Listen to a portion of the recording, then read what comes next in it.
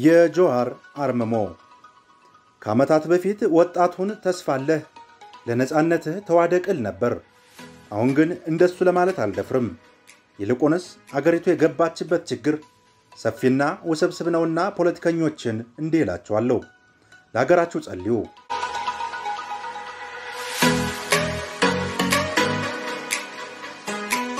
ይህን ያለው አንድ የሃይማኖት አባት አሊያም የአገር ሽማግሌ አይደለም። እንዲህ ያለውን ሐሳብ የሰጠው በኢትዮጵያ ፖለቲካ ውስጥ ተስፋ ቆርጦ የመጦሪያ ዘመኑን የወደደ ሰውም አይምሰላችሁ። ወጣት ነው፣ ገና የ30ዎቹን አጋማሽ የረገጠም። የሚወዱት የሀገሪቱን ጥልፍልፍ ፖለቲካ በመልኩ የተረዳ ሰው ሲሉ ያወድሱታል። የሚጠሉት ለአላፍት ሞት ምክንያት የሆነ ጽንፈኛ ብለው ይኮንኑታል። ሁለቱም ግን በአንድ ነገር ይስማማሉ።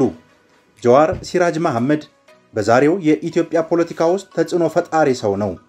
4 ኪሎ በዛሬ ልዩ ጥንቅሯ የሀገሪቱ መፍትሄ ያለው ከሰማይ ነው የሚለውን አዲሱ የጀዋር ማንነት አስታውሳ ወቅታዊውን ዝምታውን አክላ የጀዋር አርምሞ ትለናለች።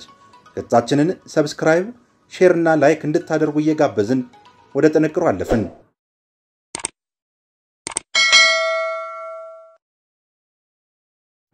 ሰባት ኪሎ የድረገጽ መጽሔት ነፍሷን ይማረውና በአንድ ወቅት ከጀዋር መሐመድ ጋር ዘለግ ያለ ቆይታ አድርጋ ነበር። ጥያቄው የማይመስል ግን ለእውነት የተጠጋ አንድ ጥያቄን ሰነዘረም። አቶ መለስን ታደንቃቸዋለህ አለው። ነገሩ ያልተለመደና ዱብዳ ቢመስልም ፖለቲካን ለሚያውቅ ሰው ግን ግሩም የመሟገቻ ነጥብ መሆኑ አይካድም። ጀዋር መሐመድ በለውጥ ዋዜማ ላይም ሆኖ ከፊት ለፊቱ የቀረበለትን የሐሳብ አቀበት ፈርቶ አላፈገፈገም። እኔ ዘመኔን ሙሉ የታገልኩት የአቶ መለስን ስርዓት ነው። በዚህ ውስጥ የእሳቸውን የፖለቲካ መንገድና ረዳድ ለማወቅና ለመቃወም ብዙ ጥሪ ያለው። ያ ሂደት ሳላውቀው የአቶ መለስ ሐሳቦች እንዲጫኑኝ አድርጎ ከሆነ ግን አላውቅም አለ።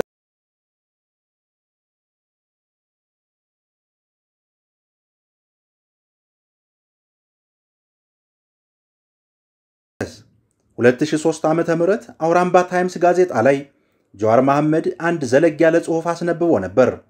የኢትዮጵያ ውስጣዊ ጥንካሬ በአባይ ለመጠቀም ያለው ፋይዳ የሚል ይህ ጽሑፍ የህዳሴው ግድብ ግንባታ የመሰረተ ድንጋይ በተጣለ በማግስቱ ለአንባቢያን ደረሰም። የአርሲው ተወላጅ በዚህ ጽሑፉ እንዲህ አለም። አቶ መለስ ዜናዊ ከ2002 ምርጫ በኋላ አንጻራዊ የሚባልን ሰላም በሀገሪቱ አስፍነዋል። ይህ ማለት ግን ታጣቂ የፖለቲካ ቡድኖች ትግልና ህዝባዊ ተቃውሞ የኢትዮጵያ ስጋት አይደሉም ማለት አይቻልም። እንደውም ከግድቡ ጋር በተያያዘ ከአዲስ አበባ ጋር የተኳረፈው የግብጽ መንግስት የኢትዮጵያ አቻውን ለማዳከም ታጣቂ ቡድኖችንና ህዝባዊ አመጾችን በገንዘብ ሊያግዝ ይችላል። በመሆኑም የጠቅላይ ሚኒስትር መለስ ዜናዊ አስተዳደር የውስጥ ፖለቲካ ችግሮችን በፍጥነት መፍታት አለበት። ያኔው ጀዋር መሐመድ የአቶ መለስን አስተዳደር ቢቃወምም ችግሮችን ከፈታ ግን በስልጣን መቀጠሉ ላይ ተቃውሞ የነበረው አይመስልም። ነገር ግን ልጓም አልባው የኢትዮጵያ ፖለቲካ ካለከልካይ ወደፊት ከነፈም።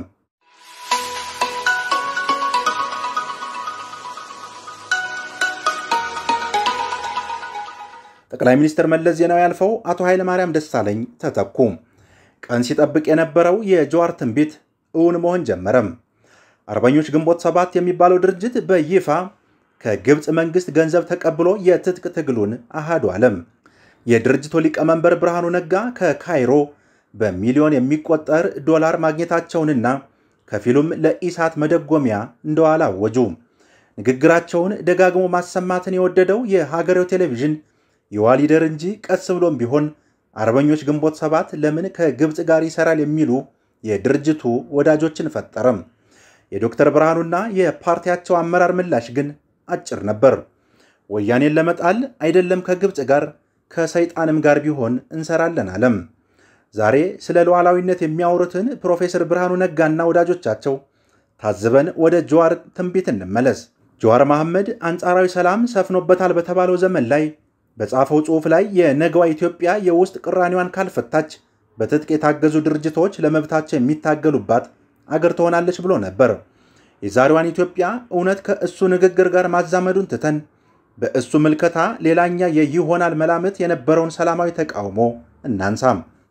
የአርሲው ፈናን ኢህአዴግ አገራዊ ቅሬታዎችን መፍታት ካልቻለ ከትጥቅ ትግል ቢያመልጥ ከህዝባዊ እምቢተኝነት ማምለጥ እንደማይችል አስቀድሞ ገልጿል። ይሁንና ይህ ገለጻ ጀዋር መሐመድ የሚባል የአርሲ ተወላጅ በቀጣዩ የኢትዮጵያ ፖለቲካ ውስጥ የጎላ ስም ሊኖረው ይችላል የሚል አመላካች ነጥብ መሆኑን ማንም የገመተ አይመስልም።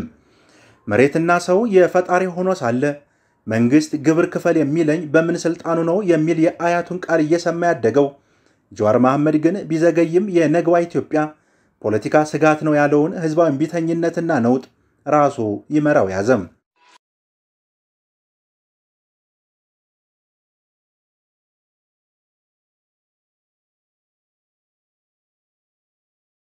ፖለቲካ መምጣት ሁለት መሰረታዊ ለውጦችን በኦሮሞ ፖለቲካ አስተሳሰብ ውስጥ ፈጥሯል።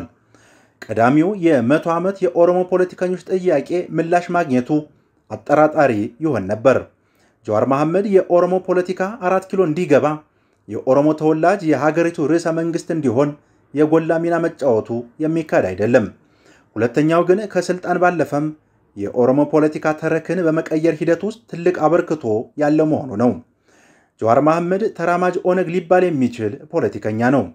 ተራማጅነቱ 50 ዓመታት እዚህ ግባ የሚባል ስኬትን ማስመዝገብ የተሳነውን የኦነግ ፖለቲካ በአዲስ ቅኝት በአገሩ ላይ ተፎካካሪ እንዲሆን አድርጎታል። ኦሮሞ ይገንጠል የሚለውን ተቸካዩን የኦሮሞ ፖለቲካ ፈራርሶ አገሩ የኦሮሞ ነው የሚልን አዲስ ሀቲት ከፍ ብሎ እንዲውለበለብ አድርጓል። ተራማጁ የኦነግ ፖለቲካ ብርቱ ሐሳብ የተዛወረው ከወለጋ ወደ አርሲ ብቻ አይደለም። ይልቁንስ የኦሮሞን ፖለቲካ ኢትዮጵያ ሀገር አይደለችም ከሚል ትርክት ወደ ሙሉ ሀገሩ የእኔ ነው ወደሚል የበላይነት ሐሳብ አሸጋግሮታል። የአርሲው ፈናን ለኦሮሞ ፖለቲካ ሁለት መሰረታዊ አበርክቶችን ቢለግስም ህዝባዊ እምቢተኝነትን የስልጣን እርካብ ያደረገበት መንገድ ግን ለአፍሪካ ፖለቲካም አዲስ አልዮት ይመስላል። ጀዋር መሐመድ ከለውጡ 8 ዓመታት ቀደም ብሎ በፈረንጆቹ 2010 የኢሃዴግን መጻኢ ዕድልና የኦሮሞን ፖለቲካ ትግል የተመለከተ አንድ ጽሑፍ አዘጋጅቶ ነበር። ትግራይ ናሽናሊዝም የሚል ርዕስ የተሰጠው ይህ ጽሑፍ የህወሓትን አገዛዝ የምንታገልበት መንገድ በጥንቃቄ ካልተፈተሸ አገርን ሊያፈርስ ይችላል ሲል ሞገቷል። ጀዋር የትግራይን ህዝብ በተለጠጠ መንገድ ከህወሓት ነጥሎ ማሰብ አገራዊ ዳፋን ይዞ ይመጣል ሲል ወትውቷል። ይህን ካለ ከሁለት ዓመት በኋላም ነገሩን በድጋሚ አስፋፍቶ ለማቅረብ ጥሯል። በወርሃ መስከረም 2005 ለንባብ ባበቃው አቮይዲንግ ሲሪያ ኤንድ ሊቢያ ሌሰንስ ፎር ኢትዮጵያ የተባለ ጽሑፍ በኢትዮጵያ የፖለቲካ ሽግግር ማምጣት የግድና አንገብጋቢ ቢሆንም እንደ ሶሪያና ሊቢያ አገር አፍራሽ እንዳይሆን እንጠንቀቅ ሲል የማንቂያ ደወል አሰምቷል። በኢትዮጵያ እንዲመጣ ለሚፈልገው ለውጥ የሚደረገው ትግልም 3 ጉዳዮችን በአግባቡ የያዘ መሆን አለበት ብሏል።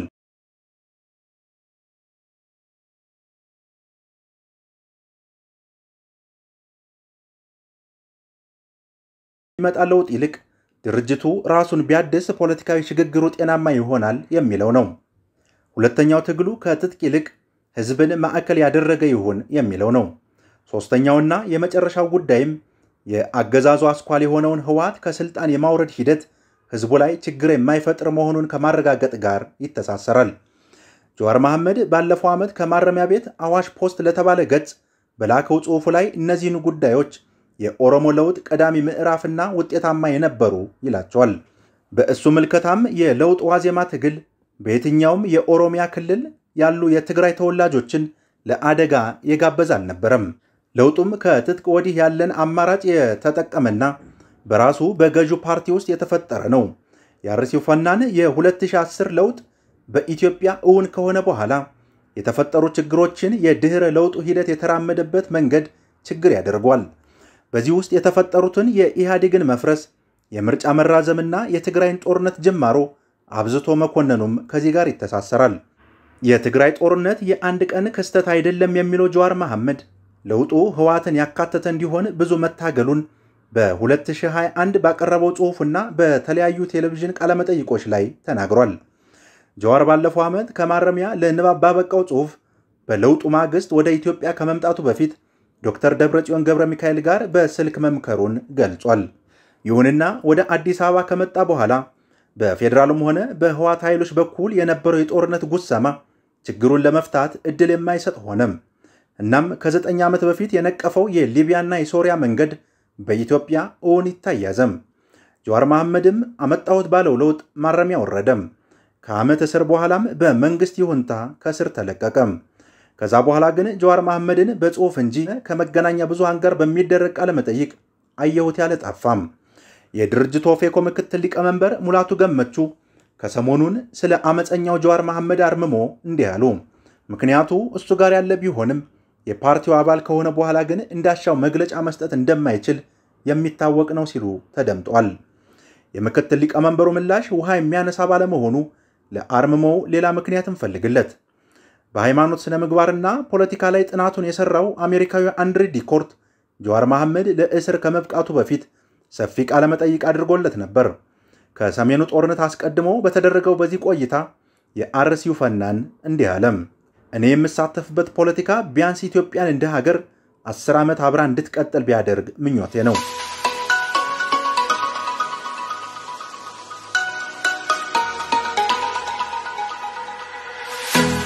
የጀዋር ገለጻ ሟርተኛ ሳይሆን የሀገሪቱን ነባራዊ ሁኔታ ከመረዳት የመነጨ ይመስላል። ለዛም ነው የትግራይ ጦርነት ከአፍታ በኋላ የተነሳው።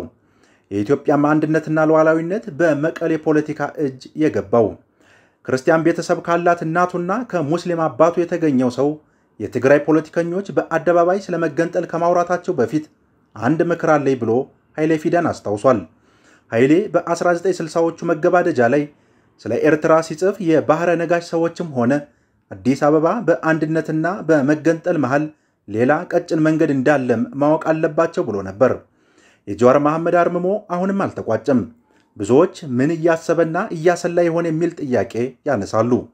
የአማራ ብሔርተኞች ሌላ እልቂት ያስነሳል በሚል ስጋት፣ የኦሮሞ አክራሪዎች ነገን ጥሩ ያደርጋል በሚል ተስፋ የእሱን ንግግር ለመስማት ይጠብቃሉ።